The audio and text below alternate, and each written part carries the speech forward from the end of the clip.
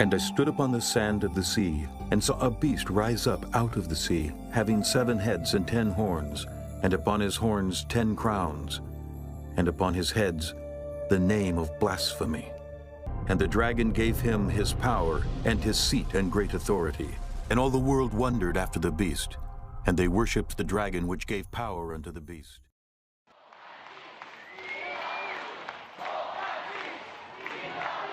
Thank God for Pope Francis. He's the rock star Pope. We love this Pope in an absolutely new and enthusiastic way. Buonasera. Revolutionising the Catholic Church. He's the rock star pontiff.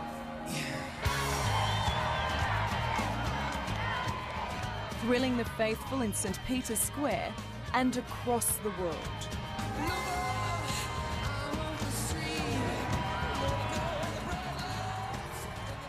Pope Francis I is the new and revolutionary face of the world's largest religion. Fated by the famous, drawn to his charismatic humility. I had some girls say to me the other day that he's cooler than One Direction.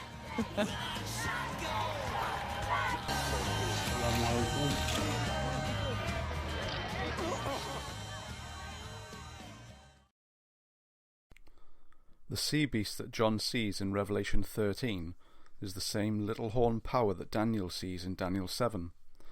This little horn power comes up from the terrible beast which is the Roman Empire. The little horn and the sea beast both have the same character, i.e. blasphemy against God. They both continue the same time, 1260 prophetic days, and they both persecute and kill God's people. This power is none other than the Papal Church of Rome, with that man of sin, the Pope, at the helm. And what does the world do according to Revelation 13? It wonders after the beast. Now there is only one kingdom on earth which the world is truly wondering after. Think about this. Is it Islam or a Muslim kingdom? No. Is it America? No. Sure, America does set the standard in certain areas, and the world does follow America to a certain degree, but it does not wonder after America. No, America has another role in the end times, which you will see. There is only one kingdom that the world truly wonders after, and that is the Papal Church of Rome, based at the Vatican.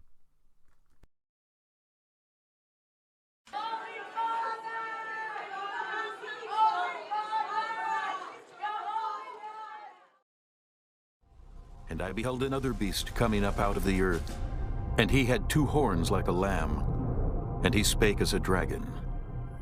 And he exerciseth all the power of the first beast before him, and causeth the earth and them which dwell therein to worship the first beast, whose deadly wound was healed.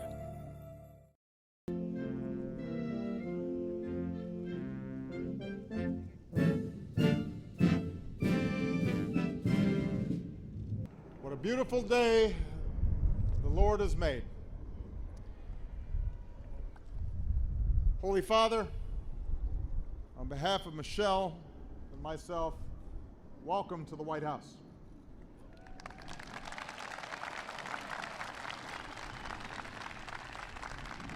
So on behalf of the American people, it is my great honor and privilege to welcome you to the United States of America.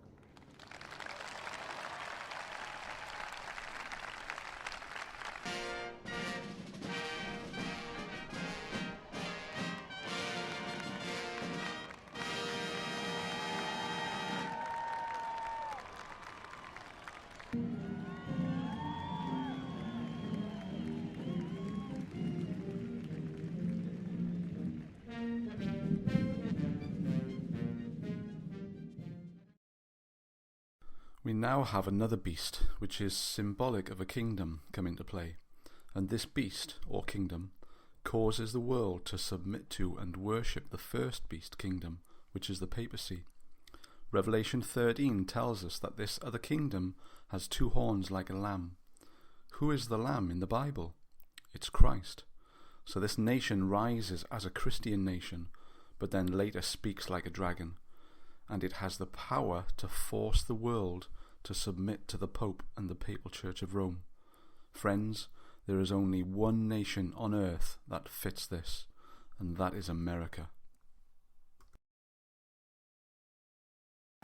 Good morning, and make no mistake, this is historic not only because this is the first Pope ever to address Congress, but think about this. He will be on the tableau there, flanked by two Catholics, the Speaker of the House, John Boehner, as well as the Vice President of the United States, Joe Biden. Almost a third of Congress is Catholic. There are 4 justices of the Supreme Court there, including 3 of the 6 Catholics who currently sit on the 9-member court. So you have an incredible show of Catholic force in one of the 3 major branches of government.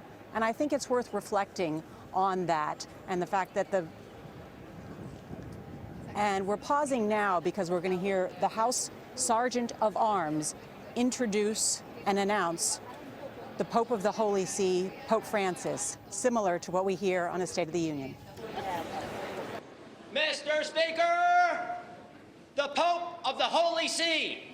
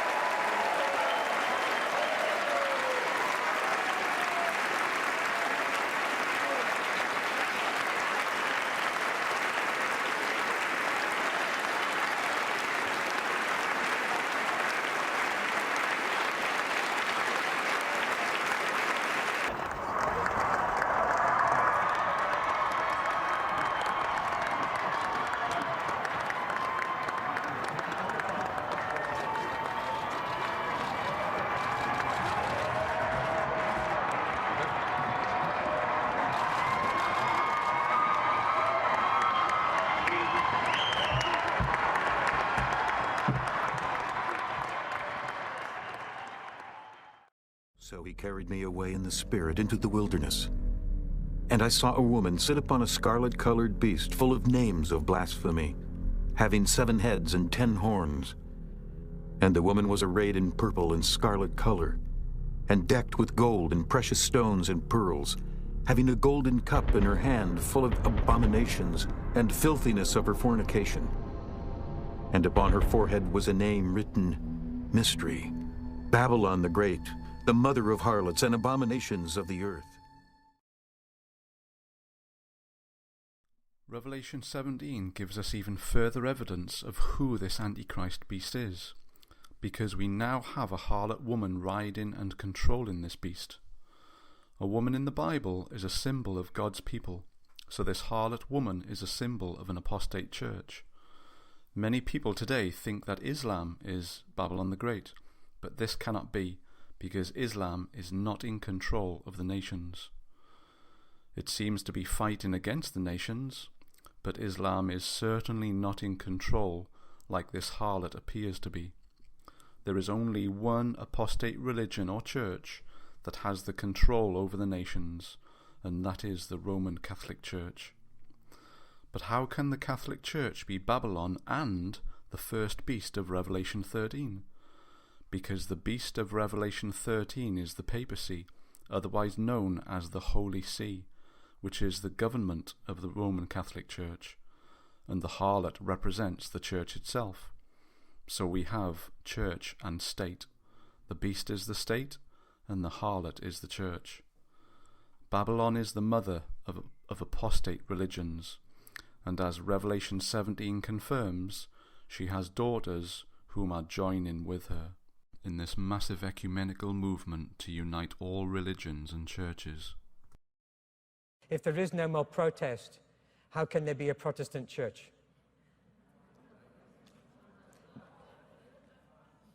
Maybe we're all Catholics again.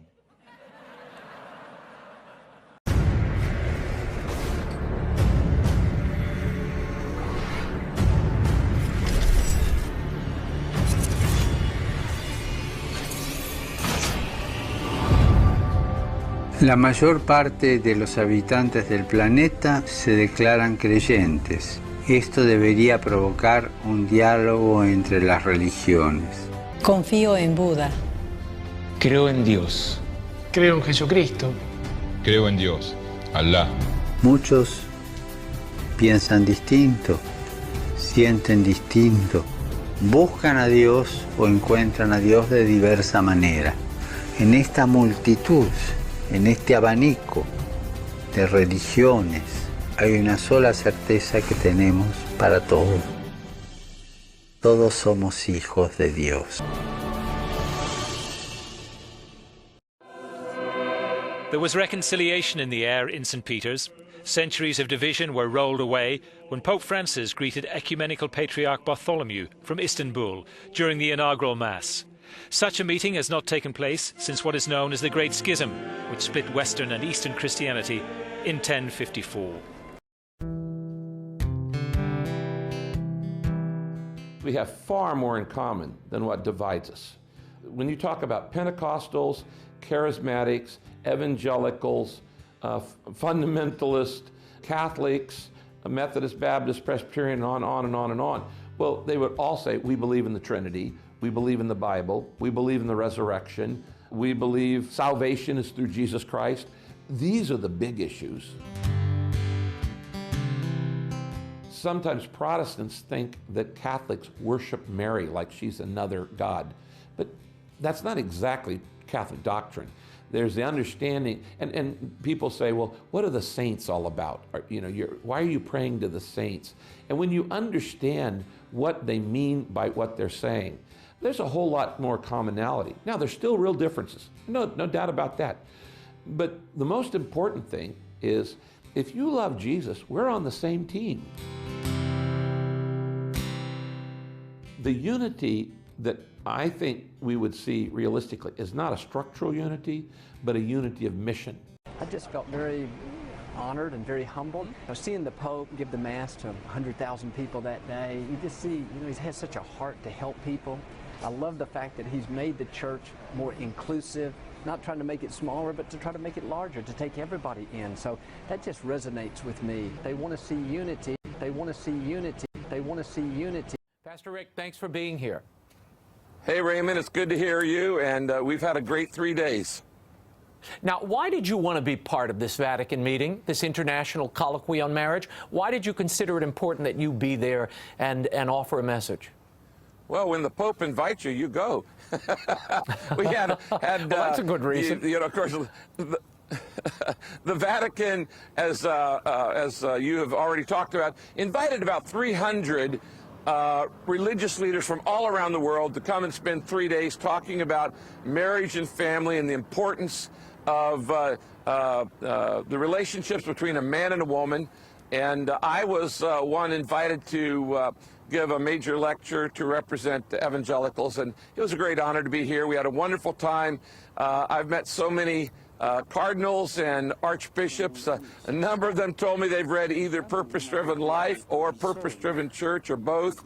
And actually, a number of them told me they're following me on Twitter or Facebook.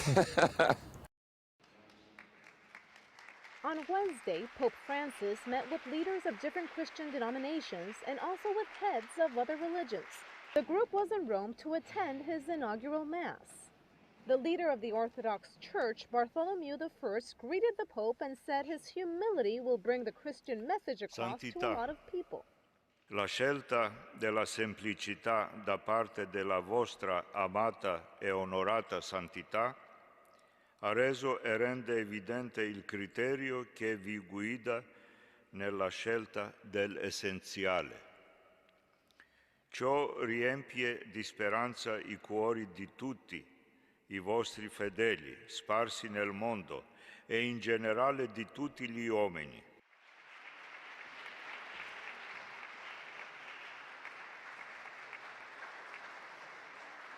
The chairman of Moscow's Patriarchate, Hilarion, was also among the guests. Pope Francis highlighted that the Church is committed to promoting unity among believers. After his speech, the Pope greeted each representative one by one, and perhaps the friendliest greeting was with a rabbi from Buenos Aires, which is the city where Bergoglio was Archbishop. The Pope received several gifts that reflected all the cultural and religious diversity in the room. The gifts included these Eastern icons and also this bright African cross.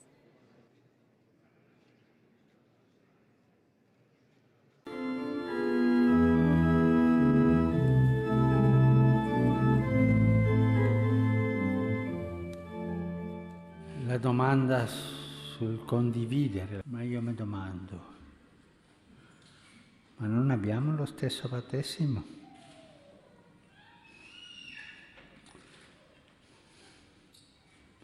E se abbiamo lo stesso battesimo,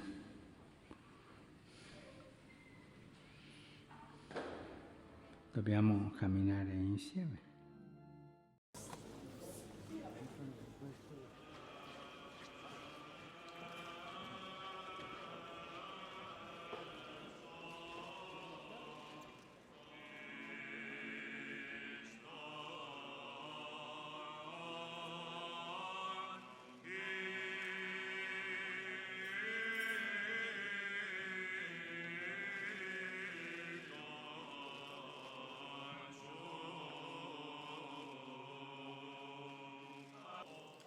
For the peace of the whole world, for the stability of the holy churches of God, and for the union of all, let us pray to the Lord.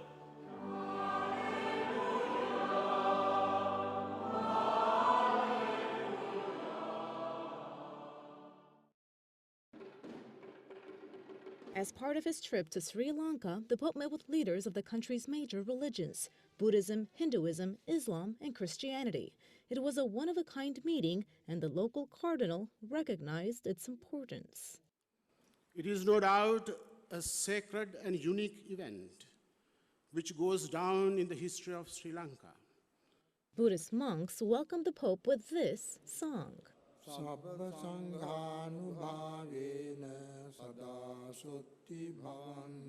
The Hindu representative gave the Pope a bright cover, while the Muslim leader condemned the recent attacks Islamic terrorists carried out in Paris and Pakistan. In his speech, the Pope explained that interfaith dialogue is a tool that fosters respect.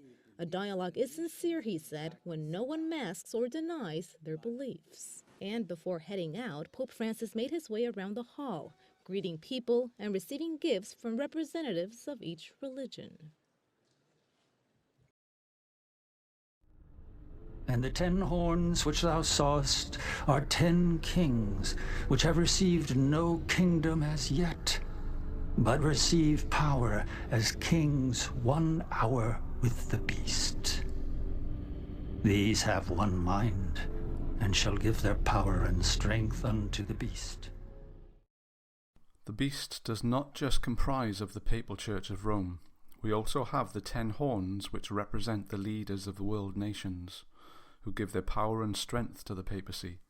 These world leaders share the same goal as the Papal Church and give their support to it, which is why they are counted as part of the beast system. And what goal do they share? World unification. Pope Francis greeted 132 official delegations that came to Rome to congratulate him and welcome his pontificate. He greeted them one by one in St. Peter's Basilica. The Vatican was quite busy. Among the heads of state and dignitaries, there were 6 current monarchs, 32 heads of state, 3 heirs to the throne, and 11 government leaders.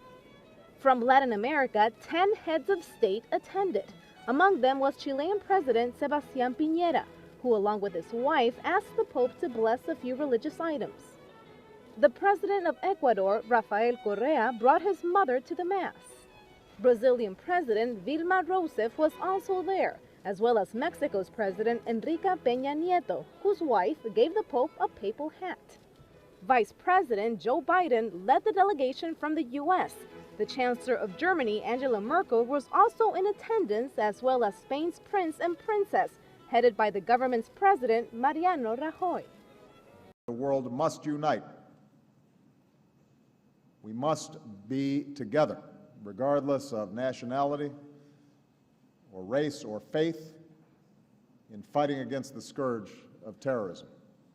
We can and we will defeat those who threaten the safety and security of people all around the world. At a time when others are trying to divide us along lines of religion or sect,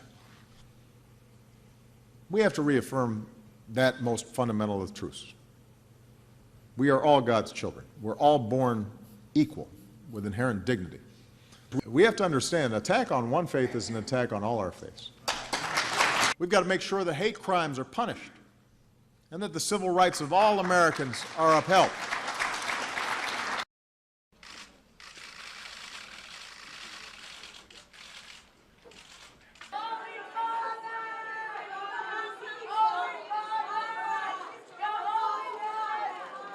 Excellencies, ladies and gentlemen, distinguished guests, His Holiness Pope Francis will now enter the General Assembly Hall.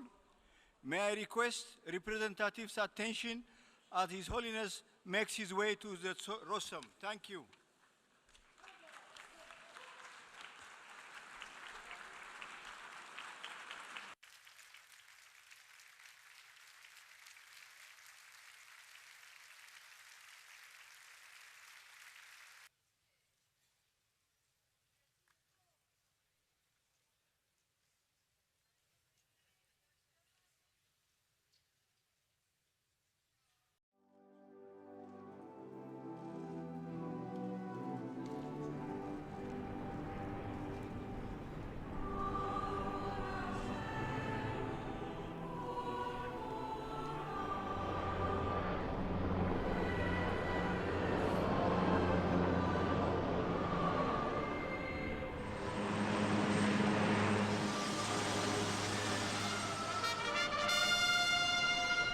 משמר יעבור לדום, משמר דום.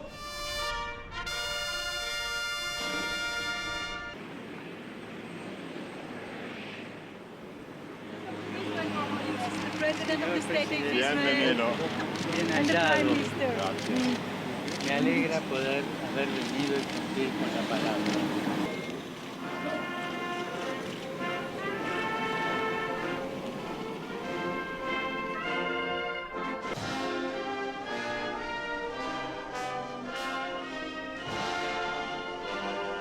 ברוך הבא בשם אדוני.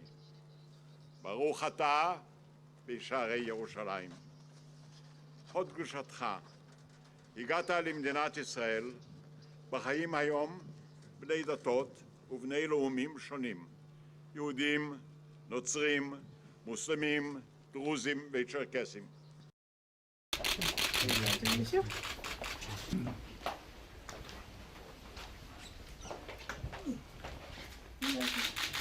Very nice.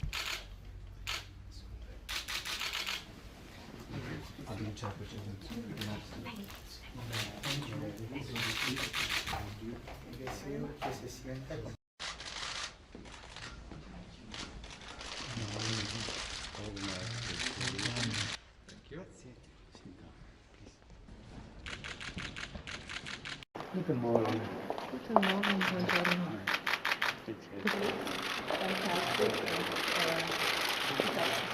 Jetzt auf Wiedersehen und dann sage ich.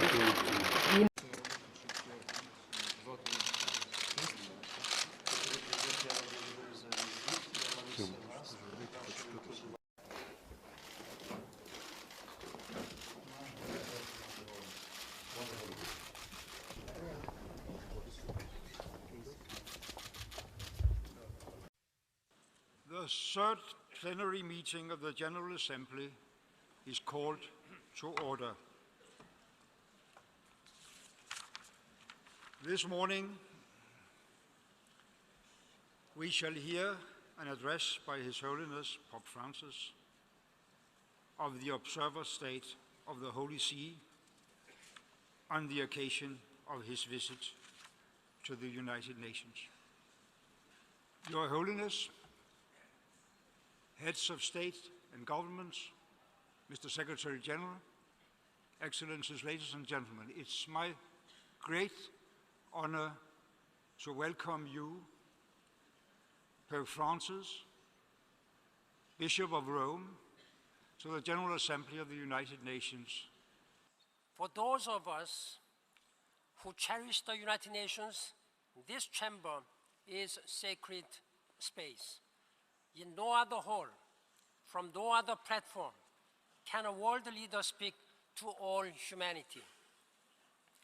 And for decades, that is precisely what world leaders have done.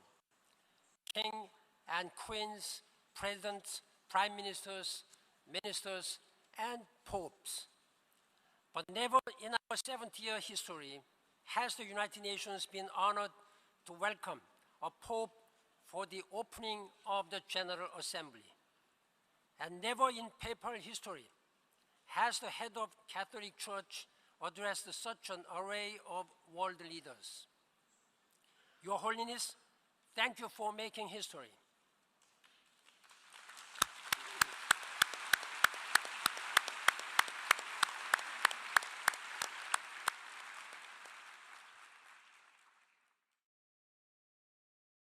Friends, we are seeing the final events of Bible prophecy beginning to be played out. America, the once Protestant nation where people fled to from the persecution of the Papal Church of Rome, is now speaking as a dragon and exercising all the power of the papacy before it, just like Revelation 13 says. The world is wondering after the Papal Church.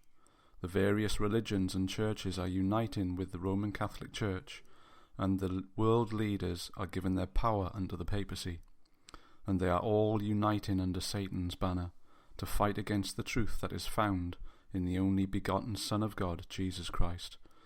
And Satan will use great signs and wonders to deceive, if possible, even the very elect.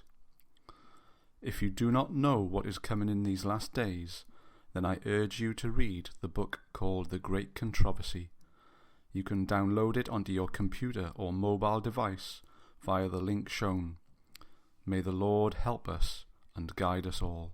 And I heard another voice from heaven saying, Come out of her, my people, that ye be not partakers of her sins, and that ye receive not of her plagues. For her sins have reached unto heaven, and God hath remembered her iniquities.